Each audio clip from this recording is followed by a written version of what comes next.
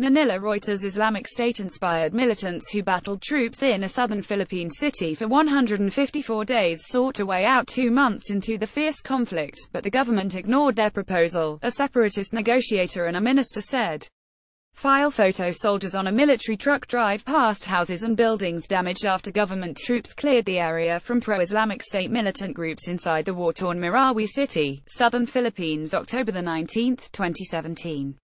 Reuters. Romeo Ranikoff. File photo. The takeover of Marawi was the biggest security crisis in decades in the Philippines, fueling concern that Islamic State and Indonesian and Malaysian extremists might have greater sway among its minority Muslims than previously thought. Abdullah Mote, one of those leading the Daulah Islamiyah rebel alliance in the city, had engaged Muslim leaders to urge President Rodrigo Duterte to let the militants escape in return for the release of scores of captives, one cleric said. Agakin Sharif, a Marawi Muslim cleric well known to the militant Mote clan, said that around July 27, Abdullah Mote asked for help in arranging for the Moro Islamic Liberation Front MILF, a separatist group at peace with the government, to receive hostages and escort militants out of the city.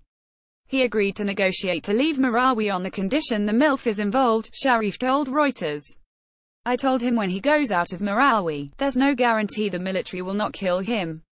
He said, no problem. He was very serious at the time.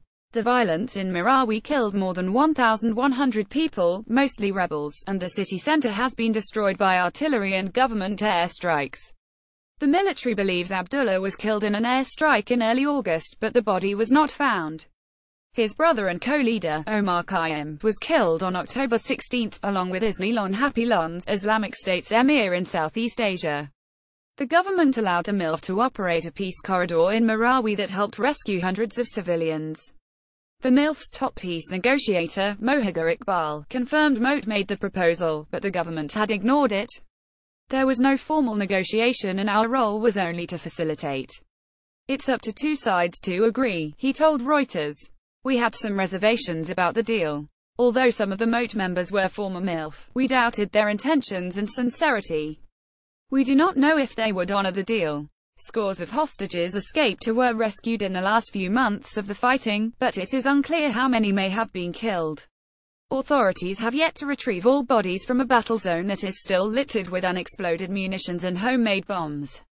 The army says a few militant holdouts are still hiding in what is now Ground Zero.